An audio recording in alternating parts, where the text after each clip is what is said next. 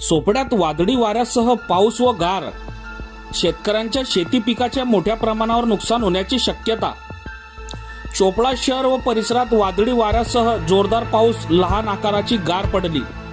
गेल्या 2 ते 3 दिवसापासून चोपडा तालुक्यात ढगाळ वातावरण व विजा होत होते.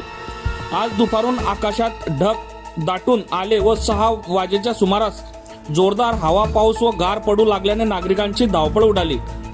वादळी वाऱ्यासह गारपीट व पाऊस झाल्याने शेतकऱ्यांचे शेती पिकाच्या मोठ्या प्रमाणावर नुकसान होण्याची शक्यता वर्तवली जात आहे. 6 वाजेपासून सुरू झालेला पाऊस अर्धा ते 1 तास जोरदार सुरू होता.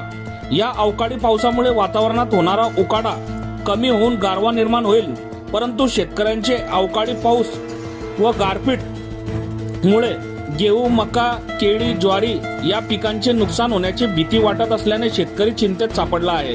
बघत रहा MH19 न्यूज. मुख्य संपादक श्रीकांत वानखेडे सोबत ब्युरो चीफ जोएब सय्यद, जळगाव प्रतिनिधी शाहिद खान सोबत, जळगाव जिल्हा, महाराष्ट्र.